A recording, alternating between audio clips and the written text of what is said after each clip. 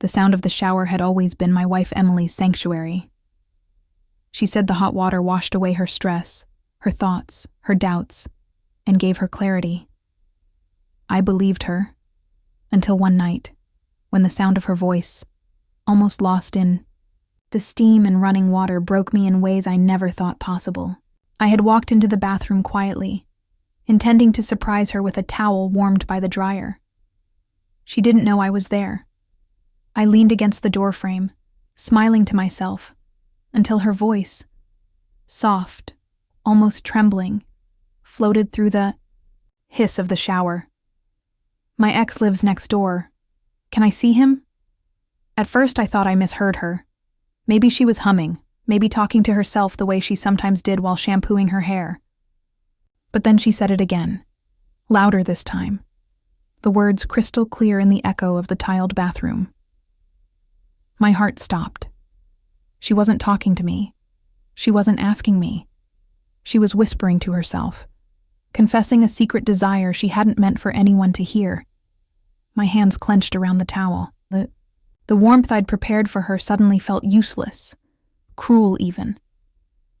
I backed away silently, careful not to make a sound. My mind raced. Emily and I had been married for 4 years. We had just moved into this neighborhood 2 months ago, excited about the fresh start, new beginnings, and friendly neighbors.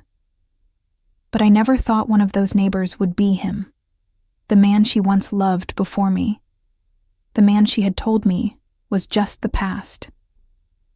I'd never met him, never seen him, and she never mentioned his name when we discussed our new home. But now I knew he was close enough to tempt her. That night, Emily stepped out of the bathroom wrapped in a towel, her skin glistening, her hair wet and curling at the ends. She smiled at me like nothing had happened. "Hey, love," she said, leaning to kiss me. I froze for a second before forcing myself to respond, though my lips felt cold against hers. I didn't confront her right then. I wanted to be sure of what I had heard. I wanted to catch the truth with my own eyes. The next day, while Emily was at work, I decided to investigate. I went for a casual walk around the block, waving at neighbors, pretending to be friendly. And then I saw him. Tall, dark-haired, carrying groceries from his car. A face I'd only seen once before, on her old Facebook photos, the ones she never deleted, the ones she brushed off as memories that don't matter. It was him, her ex, James. My chest tightened as realization hit. She hadn't lied about where he lived. She just hadn't told me. That night, I played it cool. We had dinner, we laughed, we watched TV. But inside, I was burning. I replayed her whisper over and over in my head. Did she want to see him out of curiosity? Out of longing? Out of love she still carried? I couldn't sleep. So I made a plan. The following weekend, I pretended I had to leave for an overnight work trip. I kissed her goodbye Saturday morning and left with a small bag. But instead of driving to the office, I parked down the street, hidden from view. I waited. Hours passed. In the afternoon, she stepped outside, dressed carefully. Jeans, a fitted top, hairstyled, a touch of lipstick. Not her usual lazy Saturday look. My stomach churned as she walked confidently toward James's house. I followed, keeping a safe distance. She knocked once, twice.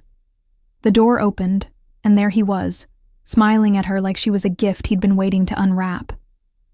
She glanced around quickly before stepping inside. The door closed. My world caved in. I stood there for what felt like hours, rage and heartbreak tearing me apart. I thought of storming in, yelling, dragging her out by the wrist, demanding answers. But I didn't. I forced myself to stay calm, cold, and calculated. If she was going to betray me, I wanted her to feel the weight of it. I wanted her to know I knew. When she finally returned home that evening, She looked flushed, almost glowing, but she carried herself with forced nonchalance. She smiled at me, kissed my cheek, asked me how my trip was. I stared into her eyes, pretending nothing was wrong. Inside, I was already gone. The next morning, I acted. I packed my essentials, clothes, documents, my laptop. Everything else I left behind. I wrote her a note and placed it on the kitchen counter where she couldn't miss it. It said, "In the shower, you whispered your truth. Yesterday, I watched you walk into his house. You didn't see me, but I saw everything. You didn't just betray me, you destroyed us. Don't look for me. Don't call me. I'm done." When she returned from the store later that day, I was already gone.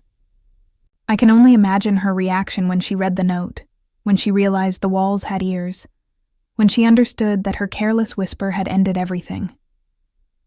Now, weeks later, I live alone in a small apartment across town.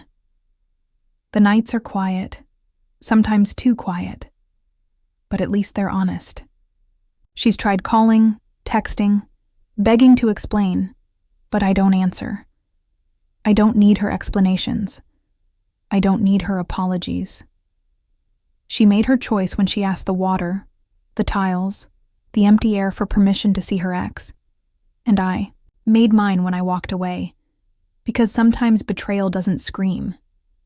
Sometimes it whispers, softly in the shower, just loud enough for the wrong person to hear.